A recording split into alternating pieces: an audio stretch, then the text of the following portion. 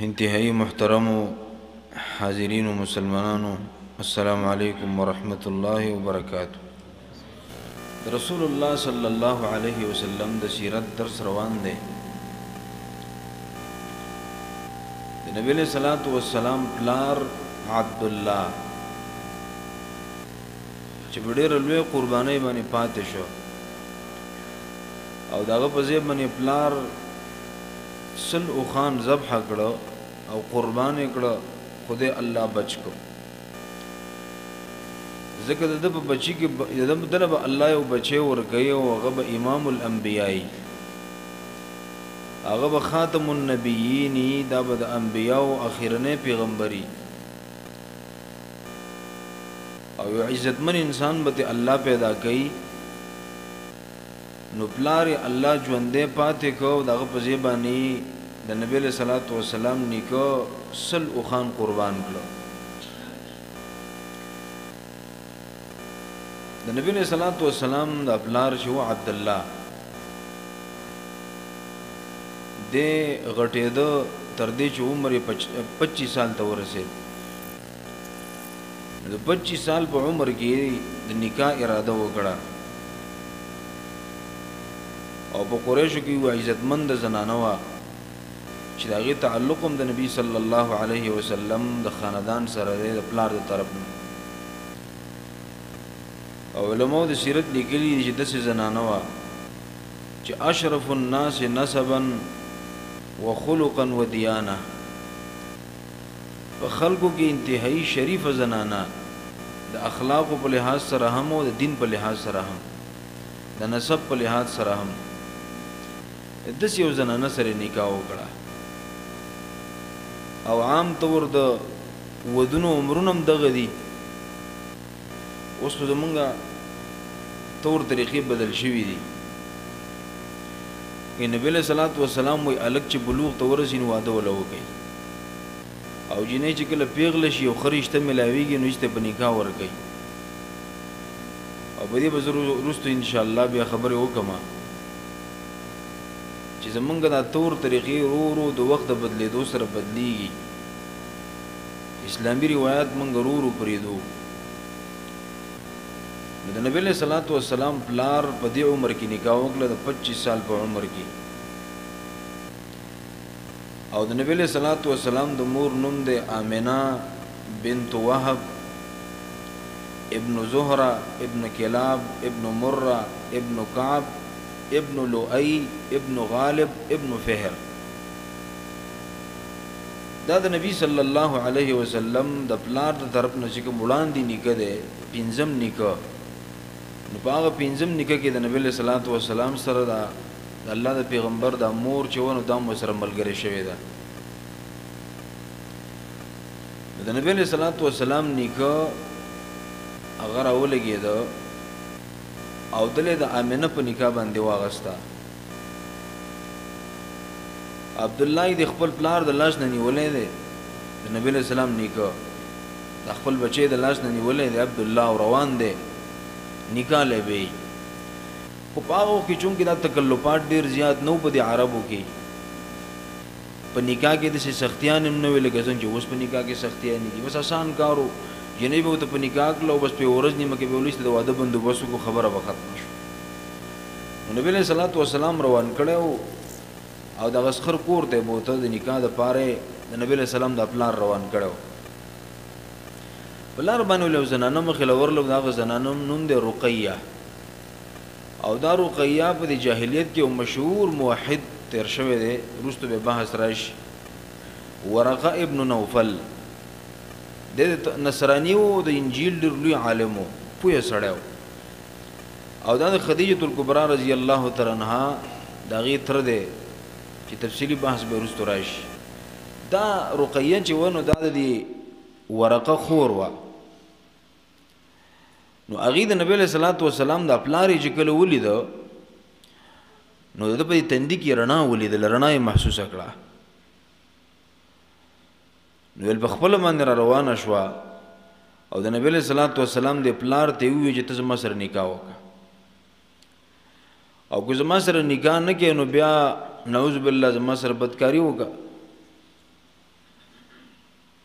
نو هغه ته وی د نبی له صلوات و سلام دی پلار چې ته ګوره دی وخت کې ما ته ګوري زه د خپل پلار سره روان یم په دې لار باندې او د نکاح د پر روان یم او ما خپل لاس د پلار په لاس کې ورکړی دی نو لا استطيع ان افارقه ولا استطيع ان اخالفه زه نشم کولی چې په دې وخت کې د خپل پلار نه جدا شم او داسې نشم کولی چې د خپل پلار مخالفت وکم او ولا اريد ان اعصيه شيئا او دام نه غواړم چې په یو کار کې د مخالفت وکم د مخالفت نشم کولی یعنی په دې وخت کې زه په اس باندې قادر نه یم او ولتا چې دا دویمه مطالبه وکړم ولدا ډېره غلطه مطالبه وکړه والوجه دا ده چې ان الکریم یحمی عرضه ودینه عزتمن انسان خو د خپل عزتم خیال ساتي او د خپل دینم خیال ساتي تا چې زمانه سم مطالبه وکړم دا خو تا زما دینم خرابې او زما عزتم خرابې خپل دینم خرابې او خپل عزتم خرابې دغه مطالبه بیا مکو او پاتې شو زما نکاح زما د نکاح اختیار زما د پلار سره دی زما سره هیڅ اختیار نشته نو هغه مطالبه ول ونه منله او استلاړه مخکي نو د نبی له صلوات و سلام د پلار ال تورث او نکاح ول وتړله او ډېر په اسانۍ ول غلور ورکړه د مطالبه وکړو بس غول استغلور ورکړ په نکاح باندې په عربو کې د نکاح د طریقې ډېرې زیاتې اسانۍ وي او بیا قرآن کې بار بار الله تعالی دا حکم کړی دی چې په نکاحونو کې اسانی پیدا کړي لکه قرآن کې حکم دا دی چې ولا تکرهوا فتياتكم على البغاء الله وی خپل خويندې نونه خپل جنکې دا په بدکارۍ باندې مجبوره کوي یعنی مطلب دا دی چې په نکاحونو کې اسانی پیدا کړي سختی مو پیدا کوي رسم او رواج د وجنه تور طریقو د وجنه په نکاحونو کې ګرانی مو پیدا کوي شرطونه سخت مګ دی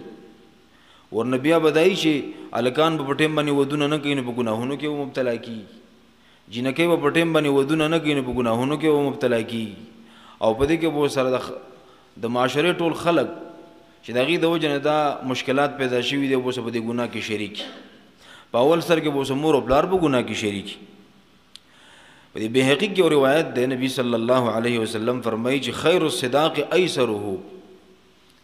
لکه زموږ د خپل معاشري وې مګنه چې زمونږ په معاشره کې یو مہر یو ډېر غټه مسله ته جوړه شوې ده نبی له سلام وی بهترین مہر هغه دی چې پاکي اسانی پکې ظاهر خبره ده چې ډېر مہر پاکي بګرانی او چې لګ مہر پاکي به اسانی اوس کې یو جنې پیغله شوې ده او هغه ته یو خاون ملاوي شي او پلار ته پته ده چې دا رشتہ ډېر مناسب رشتہ ده مور ته پته ده چې دا خرج مناسب رشتہ ده او په څه باندې پاتې ده یره زول 15 توله او 10 توله کاله کوم او دانش کولې غریب ته دا غلطه خبره ده په دې به الله خبکیږي نه یعنی مسلمان له پکار دی چې به د دې خبرو خیال ونه ساتي نبی له صلوات و سلام وی بهترین مہر هغه دی چې پاکي اسانی پکې یعنی چې لګ مہر اوس په دې کې اسانی ده نکاحونو په اسانی باندې کیږي معاشره نو بدکاری ختم شي فحاشی به ختم شي او په یو روایت کې دام راځي نبی له سلام فرمایي چې خیر النکاح ایسره په نکاحونو کې بهترین نکاح هغه ده چې په اسانه باندې وشي او یو روایت کې دا راځي نبی له سلام فرمایي چې اعظم النکاح برکتا ایسرها مؤنه په نکاحونو کې په کوم نکاح کې برکت ډیر زیاتی په کوم کې چې د دوه خاندانونو یو بل تنگ نه کی ان د جنې خاندان د الګ خاندان تنگ نه کی او د الګ خاندان د جنې خاندان تنگ نه کی دا نبی له صلوات و سلام د برکت نه ډک رشتہ ده د دې رشتې سره وکور ته خیر او برکت راځي او زمونږ خلک چې نور جنگ ونه کی کنه ډولې په وخت کې د خزي په خپل منځ کې جنگو کی خپد یو بل لاړ شيستا چې راشي کنه نو تاسو ول دا شین نه کړو تاسو ول هغه شین نه کړو تاسو ول پلانې شین نه غسته بس خزي په جنگ لاس پوری کی بس هغه ډولې هغه ټیم ګډ وډ کی ټولیستا نو کو نوري سم نه په دغه ټیم کې قصه ورانه کی دا رسې شي د وجنه دا د رسم رواج د وجنه نکاحونه مونږ ګران کړی دي او وس خدا دا چې لکه نوکری نه نو سو کوله لورو په نکاح نه ور کوي نوکری نه کار روزګاری نه پیسې نه ګټي وای خور لورو په نکاح مور کوي سبا خوري تبه کو د رزق واده دی حکومت کړی دا چې حکومت کې نوکری نه نو د بچا د ډوډۍ نه ملاوي زمونږ دلته علاقه د نو مې نه یادو هلته زمونږ سب مدرسه کې ملګري وو ما ته ویل چې زمونږ د علاقو خلک اکثر سرکاري نوکران دي او یا په فوج کې نو اکثر په فوج کې دي او په فوج کې نو بل سرکاري نوکری خو خامخایي ول زمونږ د خلکو دا عقیده جوړه شو چې یاره د چا سرکاري نوکری نه نو دله به خور لور په نکاح نه ورکوي ځکه دی به څه خوري د بچي به بیا څه خوري ول موږ ته ډېر لوی ټینشن ول موږ چې مدرسې ته راووتو نو خلکو به وایي چې یاره دا به دیو بچي به څه خوري او مولا غریب څه صحیح که نه هغو ځان له ویسي په راوړی خدای مو بخه وی بیا چې موږ الله علم راکو مدرسونه فارغ شو اوس وی د خلکو دا عقیده ختمه شوه چې لکه غني دا رزق صرف په دې لاره ملاویږي د بلې لار نه ملاوي چې موږ ته ګوري که نه چې دا مولین دي او دا هر چا نه خاوند دي دا هر چا نه خس کي هر چا نه ښه اوسېږي رزق مو الله فراخه ورکوي خوشحاله ګرځي اوس د خلکو دا عقیده وی لږه سمه شوه دې نه مخکې وی د خلکو دا عقیده وه چې یاره نوکري نه نو خور لور په نکاح مه ورکوئ زه ډېرو رشتو کې لاړم د نږدې وخت کې او نور وایي چې زمونږ رشته خوښه ده خو څه نوکري وایي نشته دی ډېر خفګان خبره یې که نه چې ته ورشه صرف په دې وجه باندې رشته ونه شي چې نوکري نشته دی که نه دا غلطه عقیده ده ګوره د سلفو طریقه دا وه که نه د سلفو په دې قرآن کې الله رب العالمین فرمایلی دي چې وانکحوا الایام منکم والصالحین من عبادکم و امائکم او بیا فرمایي چې یکونوا فقراء یغنهم الله من فضله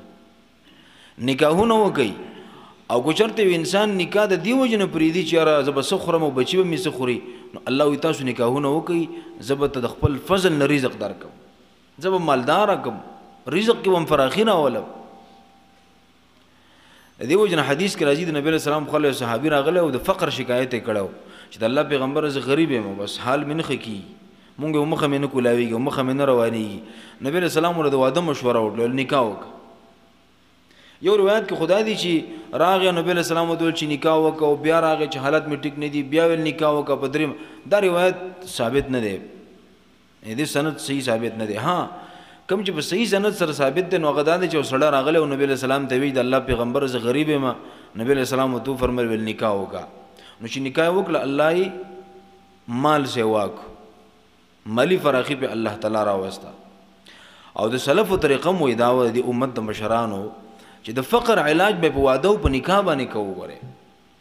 نو لهذا دا خبره غلطه ده چې یاره د نوکري نشته دی او د کار روزګار نه کوي داسې بیخي خپله خور لور به سین ته هم نار دی ګورې لږ سوچ به کې زه خلکو ته وایم ګورې دا استخاره دومره بهترین علاج دی او بهترین عمل دی په دې رشته کې نورو خبرو کې هم خو په دې رشته کې ډېرې پیدې دي ځکه د رشتې پته نه لګي ظاهره کې به سړی تا ته سم ښکاري خو د هغې انجام او عاقبت بیا ښه نه وي وروسته د چرسي جوړ شي پوډري دې جوړ شي قاتل دې جوړ شي بل څه بلا دې جوړه شي نو په دې استخاره کې دا چې د الله سره مشوره کول دي او د الله نه خیر غوښتل دي چې الله ته ما ته که په دې رشته کې زما خیر وي نو الله ته ما ته نصیب کړي او که په دې کې مې خیر نه وي الله ما ته مه نصیب کوه چې په څه کې مې خیر وي هغه راته نصیب کړي نو بیا حدیث کې راځي نبی علیه السلام وایي څوک چې په کوم کار کې استخاره وکړي نو الله یې په کار کې نه ناکام کوي نو په رشتو کې استخارې ډېرې زیاتې ضروري دي نو د جنۍ کور والا هم احتیاط کوي او د هلک کور والا هم احتیاط کوي خو د شریعت دا اصول چې دا مد نظر ساتل پکار دي بیا به کار ټیکي انشاءالله نو د عربو طریقه دا وه چې په نکاحونو کې به سختیانې ډېرې زیاتې نه کولې او بیا د عمر رضی الله عنه دور چې راغی نو د مهر ډېر زیات سیوا شو نو هغه یو ځل تقریر وکړو او په تقریر کې دا خبره وکړه چې الله لا تغالوا فی مهور النساء خلک ول دام څه شروع کړي تاسو خدای نکاحونه ګران کړ ډېر مبالغه مکوئ په دې مهرونو کې او کوم مهر دومره ښه شوی نو پیغمبر بی بیان خو ټول نه زیاتې حقدار وي چې هغې له ډېر مهر ورکړی شوی خو د هغې مهر هم دومره نه و نو یو زنانو ته پاڅېدلې وویل الله وایي چې واتیتم احداهن قنطارا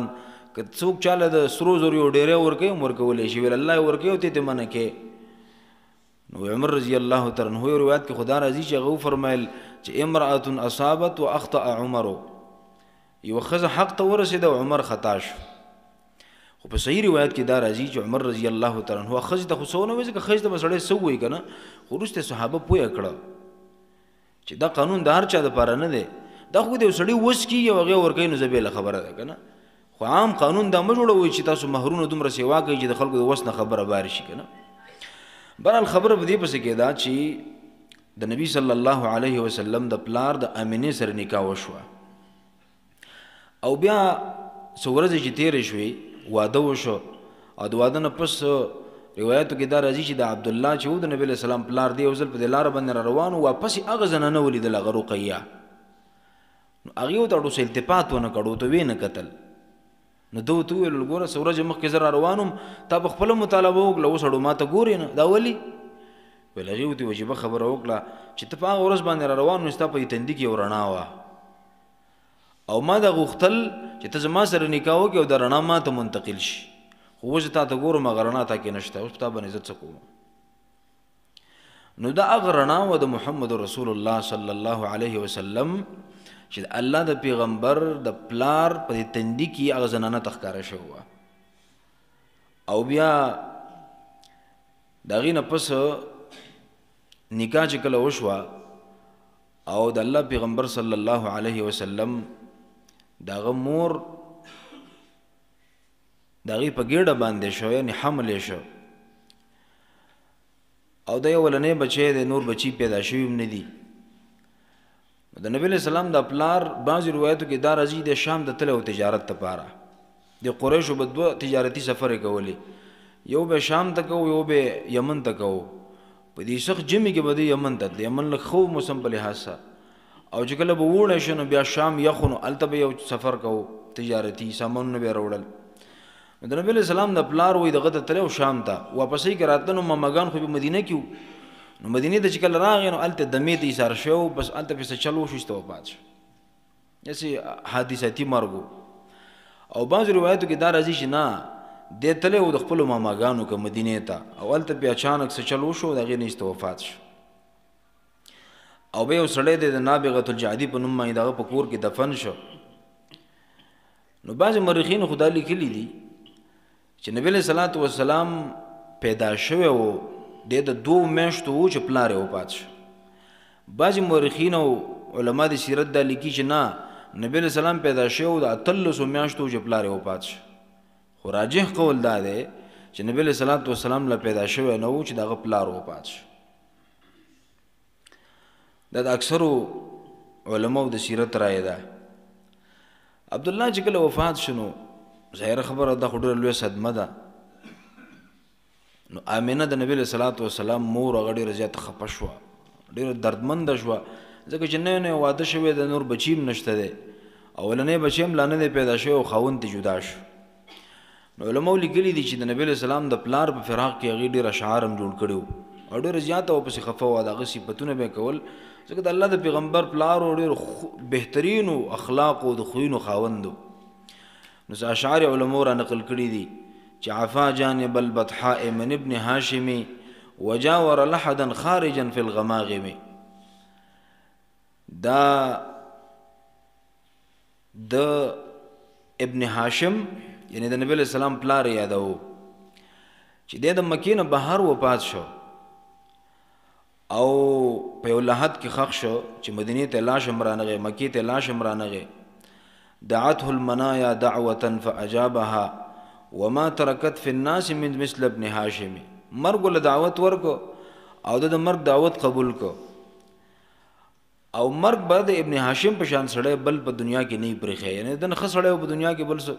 ښځې خاوند که ډېر زیات هم کمزوری شي که نه او داسې خیرن خچین یو بېکاره خو ښځې ته یو ډېر لوی غر ښکاري ګورئ یو خاوند که ډېر زیات هم کمزوری دی خو د قدر تپوس د ښځې نه وکړه چې د ښځې د خاوند په منځ کې الله څومره مینه او محبت اچولی او قرآن کې الله د هغې دغه کړی دی چې وجعل بینکم مودة ورحمه ښځه او خاوند یو بل ډو پېژني نه جدا جدا خاندانونه مزاجونه خو چې کله د عقد د نکاح دواړو په منځ کې وشي الله د دواړو په منځ کې محبت او مودت واچوي د یو بل نظام قربانوي بې دغه کمزوري سړي ته پوس د دې ښځې نه وکړو نو ابې ته ووایي دا څومره قیمتي انسان دی نو د نبي علیه صلات وسلام د پلار په فراق کې به هغې اشعار وې جوړول به علماو ډېر اشعار نقل کړي دي بیا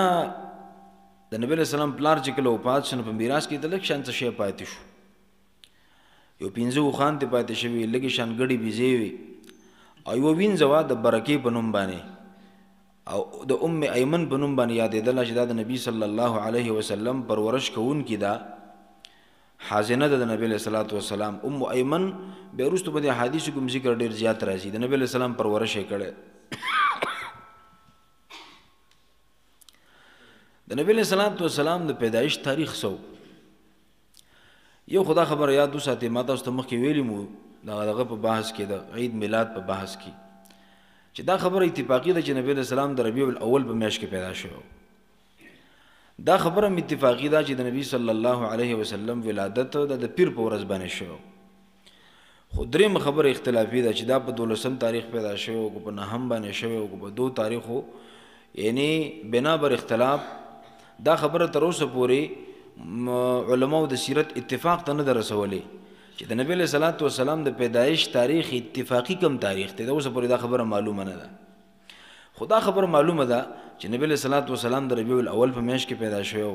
د پیر په ورځ باندې پیدا شو نبی له سلام د پیر په ورځ باندې روزم نیوله او دا به فرمایل چې ذاک یوم ولدت فيه دا هغه ورځ ده چې په دې ورځ کې زه پیدا شوم او نبی له سلام بل دا هغه ورځ ده چې په دې ورځ باندې الله مال نبوت هم را کړی دی پیر په ورځ باندې او عجیب خبره ده چې پیر په ورځ به وفات شوی هم دی ګوره نبی له صلوات و سلام وفات دا هم د پیر په ورځ باندې شوی دی دی وجنه رسول الله صلی الله علیه وسلم د پیر په ورځ باندې روزه نیوله ابو بکر رضی الله عنه علماء نقل کړي دی هغه به دعا کوله چې الله مال د پیر په ورځ باندې مرګ راکړي ځکه دا د محمد رسول الله صلی الله علیه وسلم د وفات ورځ ده او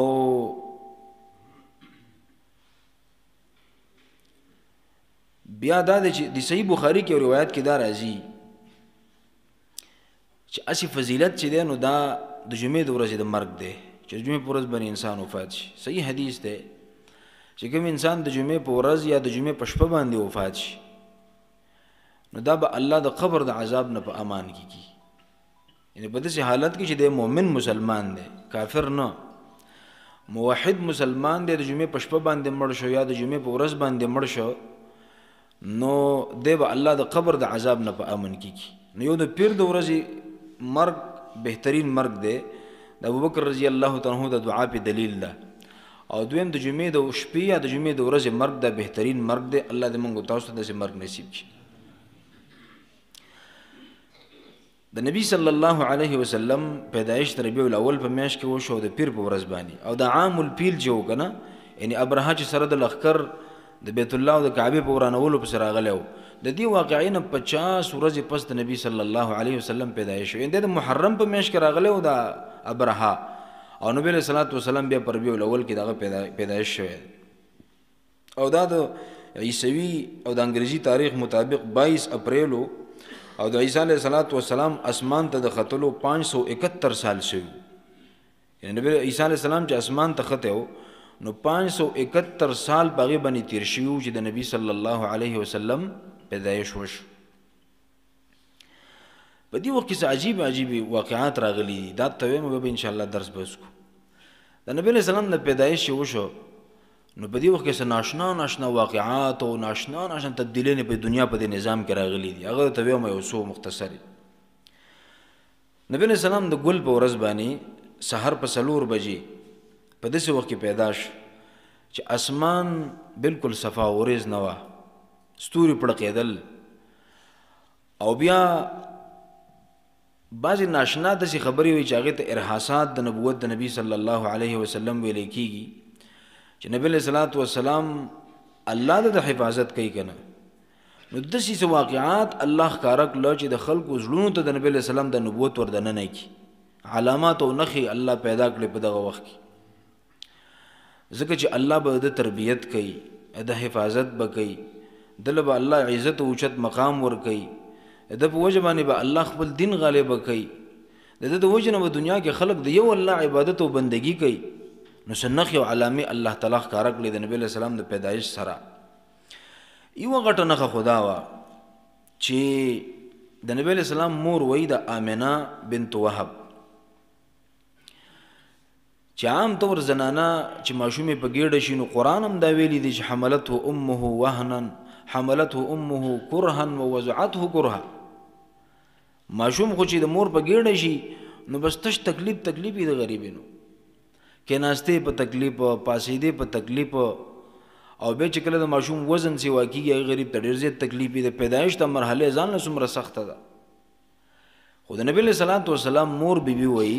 چې پیغمبر علیه الصلاۃ والسلام باندې زه نه یم پوه شوی. زما چې څنګه عام نارمل حالتو د بدن بس همقسې وو، یعنې ما درونوالی نه دی محسوس کړی، په کېناستو پاسېدو کې مې چې تکلیف نه دی محسوس کړی، په پیدایش کې مې چې تکلیف بالکل نه دی محسوس کړی. دا د نبی صلی الله علیه وسلم د نبوت یوه نښه وه. دې ته دلائل النبوت ویلی کېږي. د نبی علیه السلام د نبوت نښې او علامې الله د مخکې نه ښکاره کړي. نو یو دا نښه وه چې هغه وایي چې د نبی علیه الصلاۃ والسلام په دې حمل باندې زه پوه شوی نه یم، ما ته هېڅ تکلیف د دې نه دی میلاو شوی. او بله دا د عجیبه خبره وایي دا وه چې ما وی خوب ولیده. خوب مې ولیده چې کله زما په ګېډه باندې حمل راغی، خوب مې ولیده او خوب دا و چې ما ته په دې خوب کې څوک وایي چې الله به ستا د بدن نه یو رڼا راوباسي.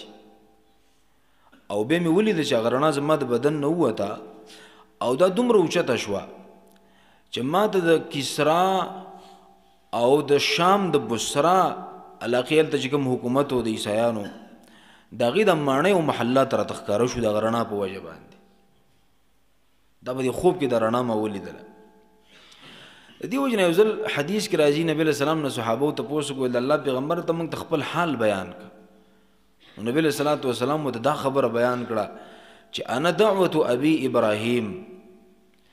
زه د خپل پلار نیکه ابراهیم علیه الصلاۃ والسلام هغه دعا یم چې ابراهیم علیه السلام دعا کړې وه. څه دعا یې کړې وه؟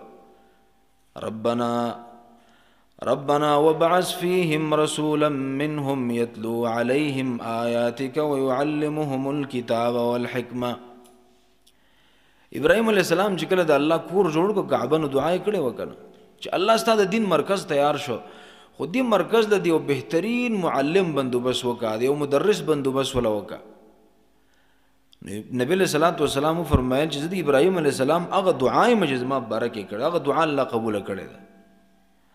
او دویم نبی علیه السلام فرمایل چې وبشرا اخي عیسی، دویم زه د عیسی علیه الصلاۃ والسلام چې زما ورور دی د هغه زیری یم. ومبشرا برسول یأتی من بعد اسمه احمد. عیسی علیه السلام عیسایانو ته ویلي وو که نه، ویل تاسو له یو نبي زیری در کومه چې زما نه پس به راځي او د هغه نوم احمد دی، تاسو یو په هغه باندې ایمان راوړئ. ګورئ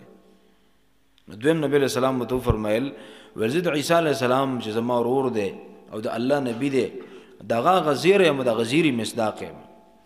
او دریم نبی علیه السلام وفرمیل چې ورؤیا امي التي رأت انه خرج منها نور اضاءت لها قصور الشام. دریم زه د خپلې مور د خوب هغه تعبیر یم چې زما مور لیدلی و چې هغه وایي زما د بدن نه رڼا راووته او د شام هغه ماڼۍ او محلات ما ته رڼا شو ښکاره شو راته. دا شام دومره لرې دی د مدینې نه که نه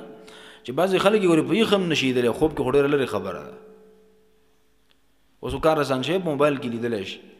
خو هغه زمانه کې خدا تصور نه و که نه. او د دې رڼا په وجه باندې الله ما ته د شام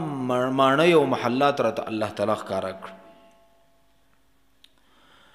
نو امام احمد بن حنبل له حدیث نقل کړی دی او صحیح حدیث دی. نو دویمه غټه نښه دا وه د نبی علیه الصلاۃ والسلام د نبوت چې د الله پیغمبر مور وی ما خوب ولیده چې د بدن نه مې رڼا ووته او ما ته د شام د محلات ښکاره شو. درېیمه غټه نښه دا وه عجیبه او ناشنا چې نبی علیه الصلاۃ والسلام وی کله دنیا ته تشریف راوړو نو د سره یو رڼا راله او دا د نبی علیه السلام مورم دا ګواهي کړې ده چې نبی علیه السلام کله پیدا شو یو رڼا ورسره راښکاره شوه چې دغه رڼا د وجې نه دا ټوله کمره رڼا وه، داسې روښانه وه ټوله کمره. او هغه زنانه قابله چې ورته په عربۍ ژبه کې وایي چې کله زنانه ماشوم پیدا کېږي هغه زنانه ورته خواته یي که نه، هغه زنانه هم وایي چې د نبی علیه السلام د پیدایش سره یو رڼا راښکاره شوه او د هغه رڼا په وجه باندې را ټوله کمره روښانه شوه. او بل عجیبه خبره وایي دا وه چې وان النجوم لتدنو، د ستورو ته موږ کتل دا ستوري د ځمکې ته داسې رانږدېږېدل ټیم په ټیم باندې، او موږ ته داسې محسوسېده لکه چې دا ستوري د کمرې ته راننوځي، ستوري د ځمکې ته راښکته شوي. یعنې موږ ته الله داسې محسوسوله د نبي صلی الله علیه وسلم پیدایش چې کله وشو چې دا ستوري دومره رانږدې شوي لکه نږدې ده چې د کمرې ته راننوځي، داسې رڼا ور طرف ته. دا د نبی صلی الله علیه وسلم د نبوت دغه علامو دغه نښو نه وه. څلورمه بله ناشنا نښه دا وه په دغه وخت کې ښکاره شوه چې د نبی علیه صلات وسلام مور بیبي خوب لیدلی و او هغه خوب دا و چې ما ته په خوب کې څوک ویه چې کله ستا بچی پیدا شي نو په دې دم باندې دم کا اعیذه بالواحد من شر كل حاسد. اعیذه دې مطلب دا دی چې زه پناهي غواړم د خپل ماشوم دپاره په هغه یو ذات باندې من شر كل حاسد د شر د هر حسدګر نه. یعنی زه د خپل بچي دپاره پناهي غواړم په هغه یو ذات باندې د هر حسدګر د حسد نه. باقي حسدګر ډېر زیات و. نو دا هم ګوره د نبي علیه صلات وسلام د نبوت هغه نښه وه چې د نبي علیه السلام مور ته الله تعالی په خوب کې دا ښودلي چې کله د بچی پیدا شي نو په دې دم باندې به دم کړي. حسان رضی الله تعالی عنہ د نبی علیہ السلام نو 2 کاله کشر دی، 2 کاله ته مشر دی. حسان رضی الله تعالی عنہ وایي د 2 کالو په عمر کې کله چې د نبی علیہ السلام پیدایش وشو وروسته دا خبره ما ته راياد شوې. وایي زه په مدینه کې وم، د يهوديانو مدینه کې خو يهوديان ډېر اوسېدل، ول يهوديانو یو کلي ته ورغلی وم. ول به کوم ورځ د نبی علیہ السلام پیدایش وشو ویل یو سړی بر چت خته او نارې والی چې یا معشر اليهود، ای يهوديانو زه فلانې نجومي ما چې د ستورو په ذریعه باندې علم حاصلوم او د غیب خبرې معلوموم. فلانې خلکو تاسو ته ما ویلو دي خلکو به نجومیانو باندې ډېره زیاته عقیده وه هغه زمانې د خلکو. نو ویل دوی اول خپل تعارف وکړو چغې وویلې چې یا معشر اليهود، ای یهودیانو زه فلانې نجومي ما. او ویل به یې ورته دا خبره وکړه چې طلع الليل النجم واحمر، دا کوم ستوري در راختلو چې مونږ انتظار کوو هغه ستوری بېګا راختلی او تک سور شوی. دا دیو ته په تورات کې علامه ښودلی شوې وه چې په کوم ورځ باندې د اخرنی پیغمبر پیدا کېږي نو د یو ستوری او پلاني ځای کې راخېږي او هغه به سور رنګ والا ستوری. نو دې نجومي هغه خبره معلومه کړې وه. نو سهار یې خلکو ته اعلان وکړو. دا یهودیان چې په دې مدینه کې د خوا او شا کې اوسېدل نو دا په دې نیت راغلي وو، دا د شام نه د یو ځای بل ځای نه راغلي وو که نه دلته آباد شوي د څه دپاره چې په دې یثرب کې ځکه په دغه کې ویلي وو په تورات کې چې په یثرب کې به اخرنی پیغمبر پیدا کېږي، اخرنی پیغمبر. او دوی به د مشرکانو له دمکیانې هم ورکولې چې ګوره اخرنی پیغمبر به راځي او به په مونږ کې ګوري د اهل کتابونه به او مونږ به د هغه ملګري کېږو او ستاسو خلاف به جهاد کوو تاسې به ختمو دا مشرکین، دا دمکیانې به ورکولې. نو دوی خو په دې سوچ کې پراته وو. نو ویل دې نجومي اعلان وکړو خلکو ته یې وویل چې ګورې هغه ستوری راختلی دی اسور ستوری چې کوم ستوري مونږ انتظار کوو. نو دې مطلب دا دی چې اخرنی پیغمبر پیدا شو. به یهودیانو ولې مخالفت وکړو؟ بس په دې وجه مخالفت وکړو د هغې دا خیال و چې ګنې دی په مونږ کې پیدا کېږي اخو بل طرف ته پیدا شو. نو په دې وجه باندې هغوی ضد او عناد راواغېسته او د نبي صلی الله علیه وسلم هغه دعوت یې ونه مانه، الله تباه و برباد کړ. اوس موږ له تاسو به ویو چې لکه نجومي دا خبره څنګه وکړه؟ بس د هغې له الله یو علم ورکړی خو الله ته موږ منع کړي، موږ ته الله منع کړي چې مسلمان به د نجومي د علم تصدیق نه کوي، په هغه به یقین او باور او اعتماد نه کوي ځکه موږ له الله قرآن را کړی دی، وحي را کړی ده او دغه ګندګۍ الله په موږ باندې بندي کړي، د هغې نه به ځان ساتو. نو حسن رضی الله عنه کله چې زه راغټ شوم که نه او بیا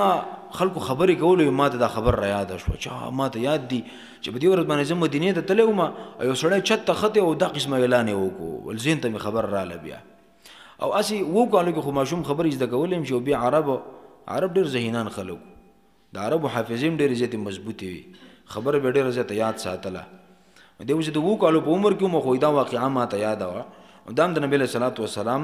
دغه دلایل النبوت نه یوه غټه نښه د نبي علیه السلام د نبوت. بله 5مه خبره هغه دا وه چې نبي علیه صلات وسلام کله پیدا شو نو په دې فارس کې به خلکو د اور عبادت کوو، د آتش پرستو د 2 قسمه رڼاګانو عبادت به کوو. یو آسماني رڼا وه، نو په دې مجوسیانو کې یو هغه خلکو چې د نور د سپوږمیو د ستورو عبادت به کوو آسماني رڼا، یو د زمینی د ځمکې د رڼا به د اور عبادت به کوو او د اور د طاقت نه ډېر زیات متاثر و چې ګور د اور دومره خطرناک شی دی چې دا دته هېڅ شی هم نشي ټینګېدلی او هر څه سوځي. د اور د طاقت نه متاثر و بس د اور عبادت به کوو. چا به د نور او د سپوږمۍ او د ستورو عبادت کوو، چا به د اور د ځمکې د رڼا عبادت کوو. نو دې نه متاثر او دومره په شدت به د اور عبادت کوو چې دا کوشش به کوو چې دا اور د نه مړ نشي واره بس دا اور به مسلسل بلېده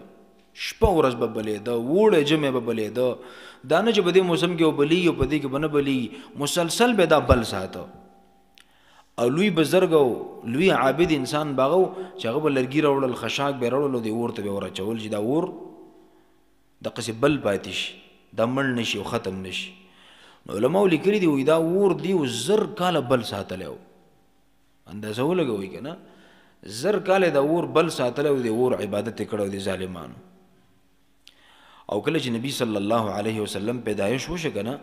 نو په دغه شپه باندې یو دم دا اور ایسته مړ شو هغې حیران شو دا څه چل وشو خو زر کاله موږ بل ساتلی په دغه موږ ډېر محنتونه کړي دي او یو دم داسې حادثه راغله چې د هغې د وجې نه زموږ اور ایسته مړ شو شپږمه بله غټه نښه دا وه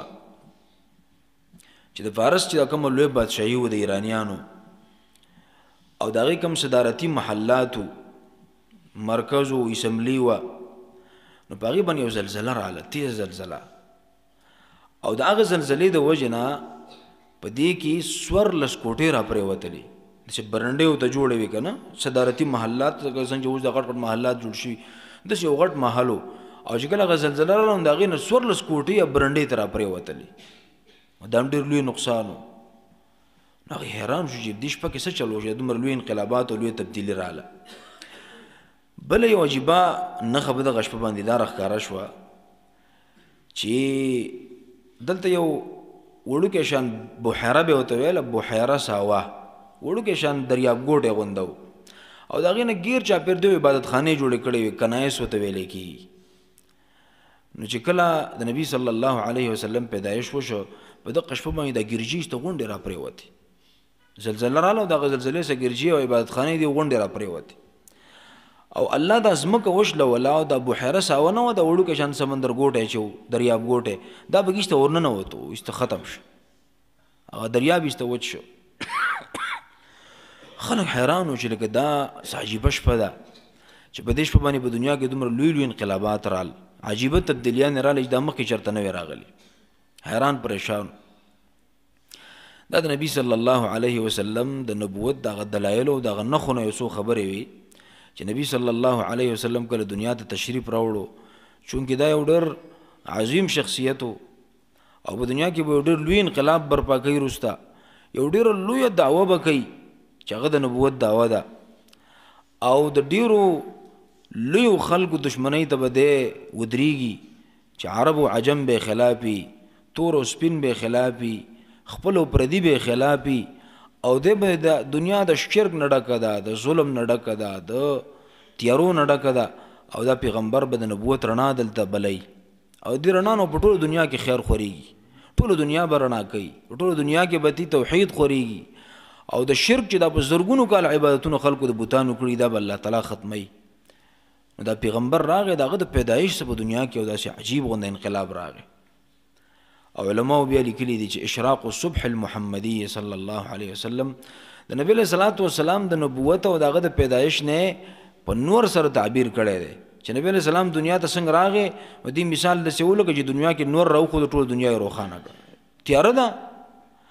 او په تیاره کې یو دم رڼا بله شو هر څه یې رڼا کړل دقسې یو مثال و د نبی صلی الله علیه وسلم د پیدایش د الله پیغمبر دنیا ته راغی او دې نه پس به بیا فارس کې یو قاضي دی هغه خوب لیدلی دی او خوب ډېر ناشنا خوب دی اوږد خوب دی تفصیلي انشاءالله هغه پر روان درس کې ویو الله رب العالمین د عمل کولو توفیق راکړي اقول قولي هذا استغفر الله لي ولكم ولسائر المسلمین بس ما چې درس کې چوټي را نشي او دعا کوي پته نه لګي زه خو نه پوهېږم خو بل یو ځای ته تللی وم زما یو استاذ دی هغه مې صفت ډېر زیات و ما ته په ټیم باندې وم مالي رجي زه دومره صفت لایق نه یم صفت مې مه کوه خو زړه کې مې دا ده چې سبا د هغه خوا لاړ شم په هغه باندې واپس ځان دم کړم ځکه چې د هغه د خوا نه راغلی یم نو پاسېدو نه یم کتاب ته مې زړه نه کېږي طالبانو غریبانو هم د درې سبقونه قضا شو د ورځې لږ شان څه دم راکې را پیدا شي لږ وګرځم بس بیا پرېوځم دومره دم راکې نه چې مانځه ته راوځم جومات ته چې راوځم ډېر په مشکل رب العالمین عدد خلقه ورضا نفسه وزنة عرشه ومداد كلماته الله مونږ چې څوک یو څه واورېد الله په دې د عمل کولو توفیق راکړه رب العالمین زمونږ دا ناسته قبوله کړه. الله زمونږ په دې کوششونو کې خیر او برکت واچوه. رب العالمین مونږ کې اخلاص پیدا کړه، مونږ کې للهیت پیدا کړه. الله د ریاکارۍ او د سمعت نه وساته، ځان د ښودنې نه وساته. رب العالمین په دې لږ عمل کې خیر او برکت واچوه، په ښه عمل باندې قبول کړه. د رسول الله صلی الله علیه وسلم په نقش قدم باندې روان کړه. الله دغه د سنت او دغه د سیرت د ژوندي کولو توفیق مونږ له راکړه. الله ستا تابعدار بندګان هم جوړ کړه. الله ستا د پیغمبر صادقان امتیان رانه جوړ کړه. رب العالمین د زړونو نه نفاق وباسه، منافقت هم د زړونو نه وباسه، په زړه کې مې اخلاص پیدا کړه، مخلص مؤمنان رانه جوړ کړه. رب العالمین مونږ چې څو په دنیا کې ژوندي الله د شریعت او دین هم پابند وساته. الله د خپل دین د زده کړې دروازې مونږ ته کولاو کړه، خپل دین د خورولو دروازې راته کولاو کړه. الله چې کله د دنیا نه رخصتې د کامل ایمان سره رخصت کړه. وصلى الله تعالى على خير خلقه محمد وآله وصحبه أجمعين برحمتك يا أرحم